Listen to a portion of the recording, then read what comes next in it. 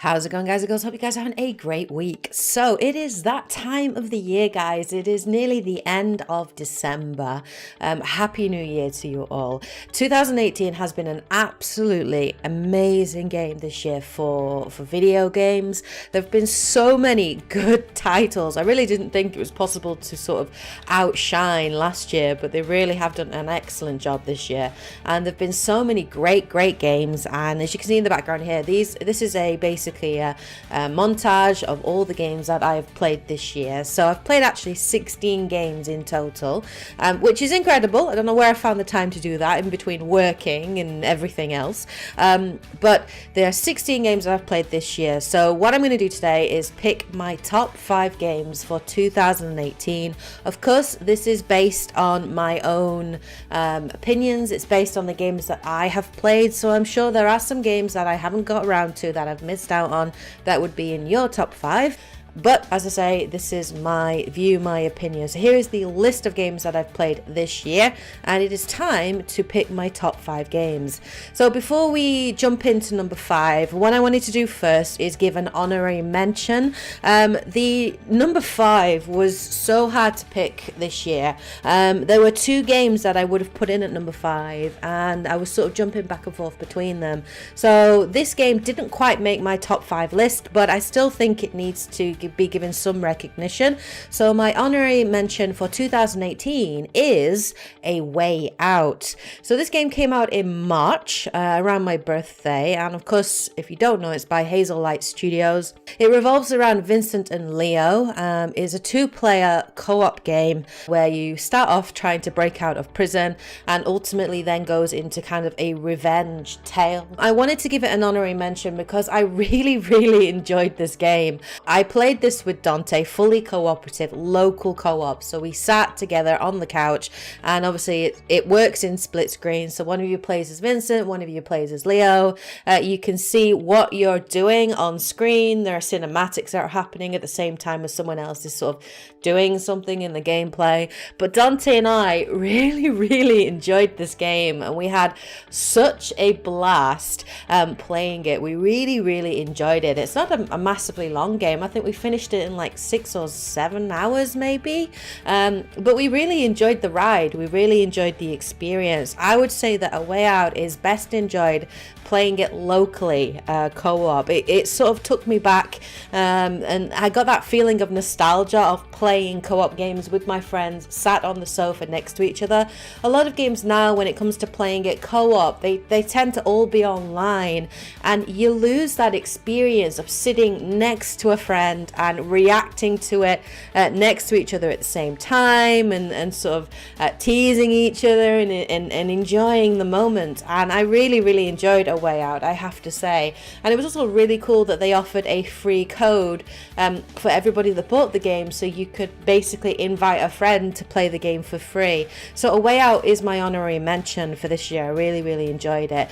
But let's jump into the top 5.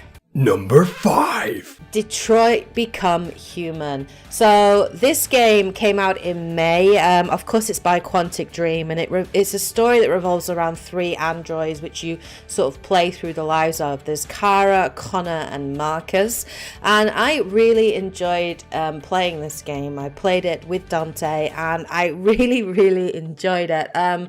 It's like a typical Quantic Dream, so the gameplay was very similar to like Heavy Rain, and I really enjoyed that. What I really loved about this game though was the whole choice and consequence, and the choices that you make really do have repercussions, and some of them are very serious repercussions that can result in your character dying.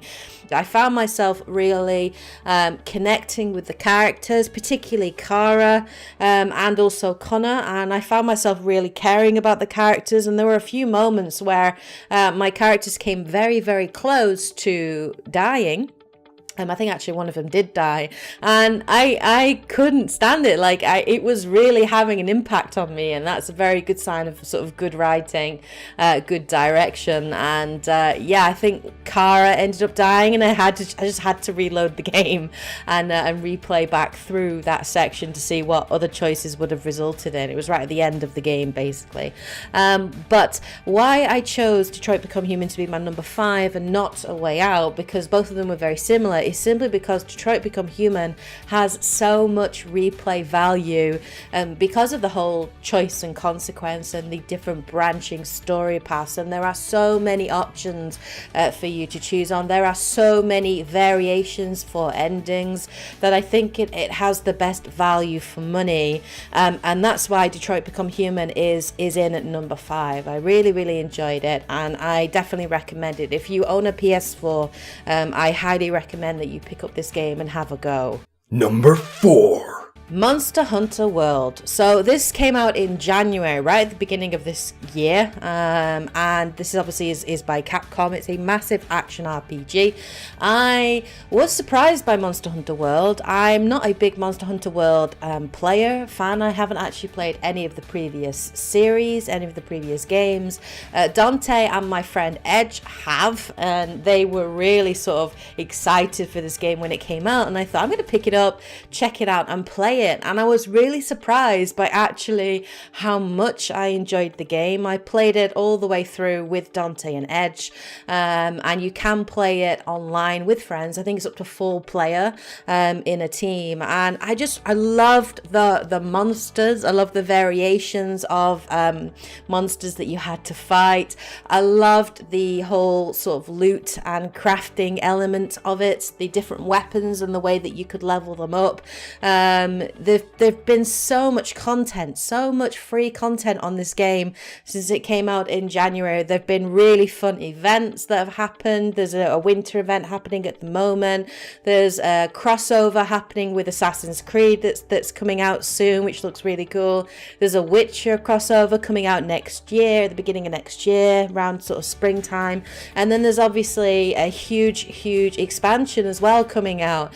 And throughout the last sort of 12 months, there have been so much free content, so much to keep the game going, to keep it fresh, and I have put in hours, hundreds of hours into this game, and you don't even realize that you put so much time into it, but it kept pulling me back in. And you know, if you've never played Monster Hunter before and you're a complete noob like I was, I highly recommend Monster Hunter World as a game for you to jump in on. It is so much fun. The story is good. You know, it's interesting, the story, and there are some interesting moments in it, but it's those fights against the different monsters, especially some of the really sort of legendary monsters that you get as well. And it's that feeling when you take down, you know, a tempered Kyrian or a tempered Rathian, when you take them down, and it's been so sort of like very close to dying in so many occasions, and it's that feeling of achievement and that feeling of yes, I beat this monster, and then getting that loot and crafting something more powerful and taking down something of a higher level. Really enjoyed Monster Hunter World. So if you haven't played it, absolutely pick that game up and check it out, especially if it's in the January sale. Number 3. Assassin's Creed Odyssey. So this came out in October. Of course, it's by Ubisoft Quebec. It is the follow-up game to Assassin's Creed Origins. They're not connected in any way. This story revolves around Cassandra and Alexios. It's set in ancient Greece, which is one of my favorite periods in history. And Cassandra and Alexios are the descendants of Leonidas. It touches upon the first civilization, finally, which is interesting that we're sort of going back to there, because we haven't really sort of touched upon them really since Assassin's Creed 3.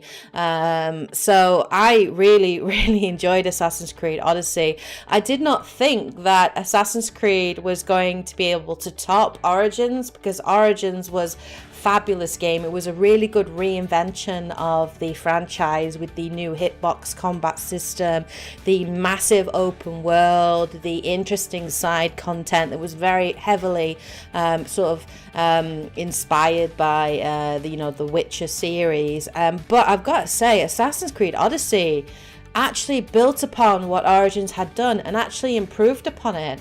The whole dialogue choices, I really enjoyed them. I really enjoyed the RPG elements of this game.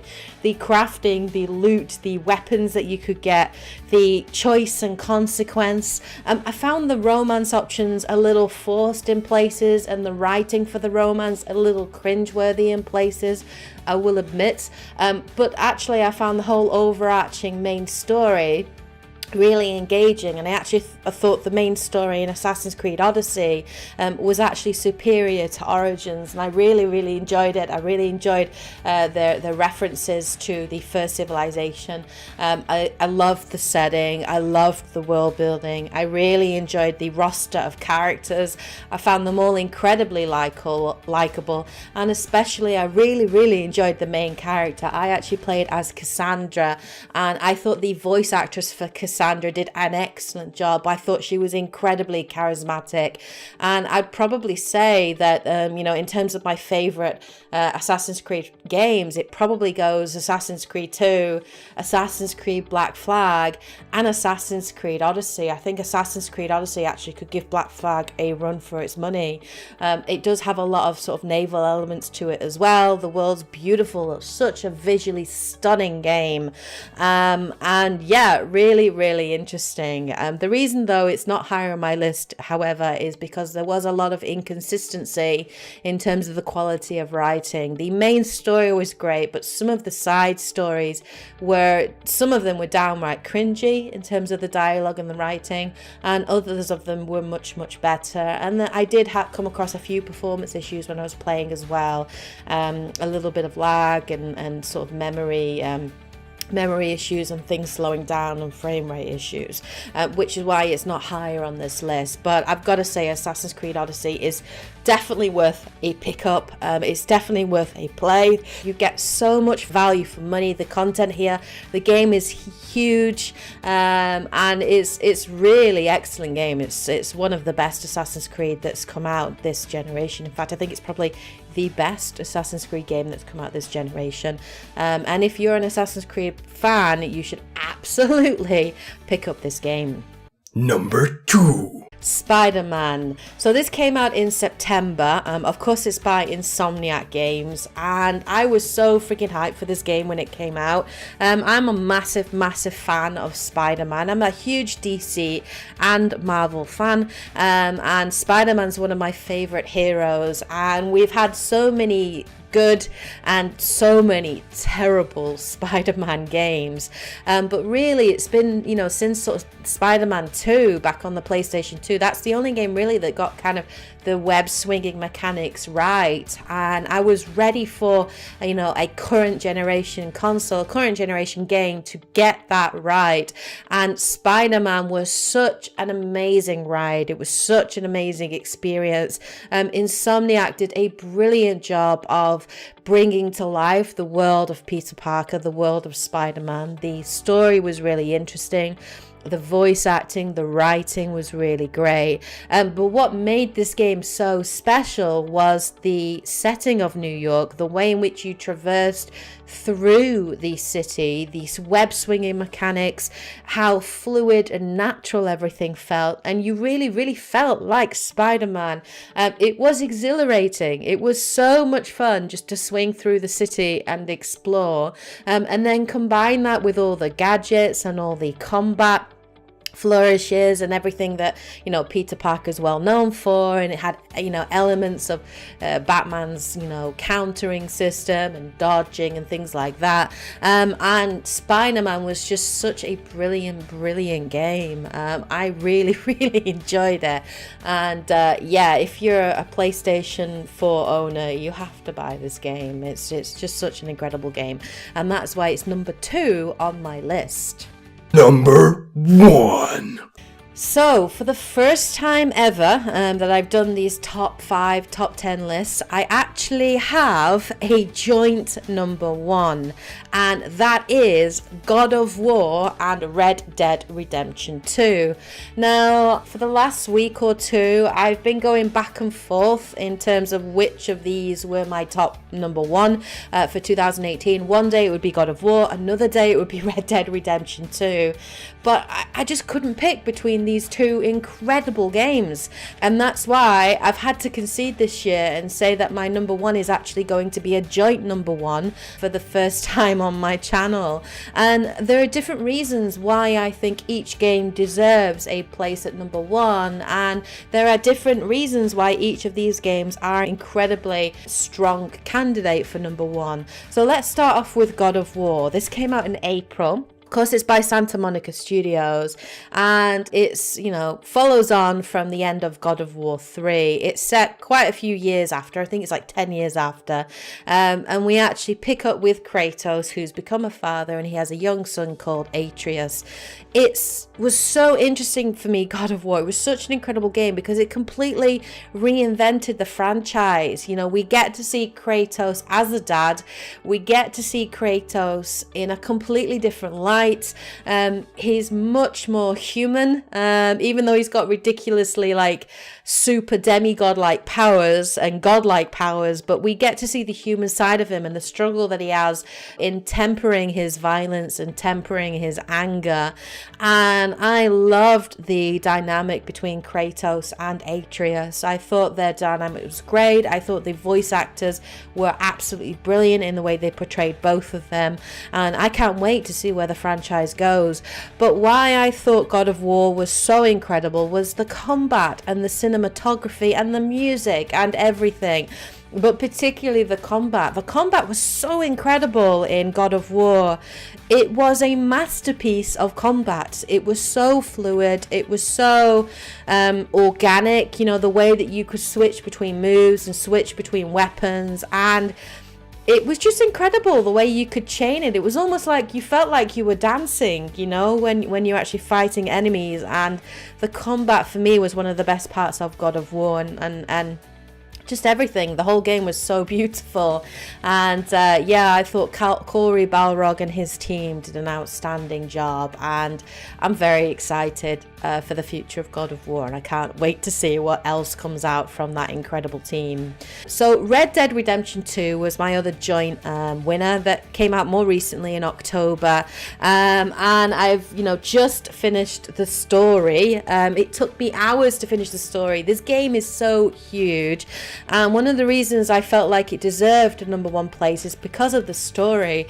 The story in Red Dead Redemption 2 is just so incredible. The cast of characters are so amazing, so multidimensional. There's so much character development. You feel so invested in the story of Arthur Morgan and what happens, with Dutch van der Linde and the gang and John Marsden and everyone. And I just thought the story was so incredible, so well written. It pulls on the heartstrings so much, has so many amazing moments in that game, combined with an incredible musical score, a beautiful looking world. The world building in Red Dead Redemption 2 is just incredible. The attention to detail, even the side cast of characters, the side missions were all interesting, all well written. The horse mechanics, I never thought I would love the horses in Red Dead Redemption 2, but I really did. And just riding around on my horse and sort of capturing wild horses and taming them and being a cowboy and being in that moment.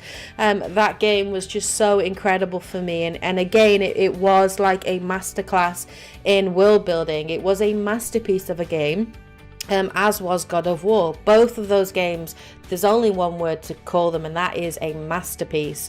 And that is why they are number 1 on my list. So there you have it, guys. There are my top 5 games for 2018. There've been so many amazing games this year. I'm very excited for 2019, and I will be bringing out a video talking about the games I'm looking forward to next year. And I'm also going to be doing another video where I reflect on the most disappointing moments for me in 2018 as well, because of course there's a flip side with everything. But I think 2018 has been an incredible year for gaming. So let me know what you guys think in the comment section below. What were your top 5 games this year and why? Let me know in the comment section below. Anyway, I hope you guys have a great new year. Hope you have a great remaining time in 2018. Take care, guys and girls, and as always, happy gaming. Bye, guys.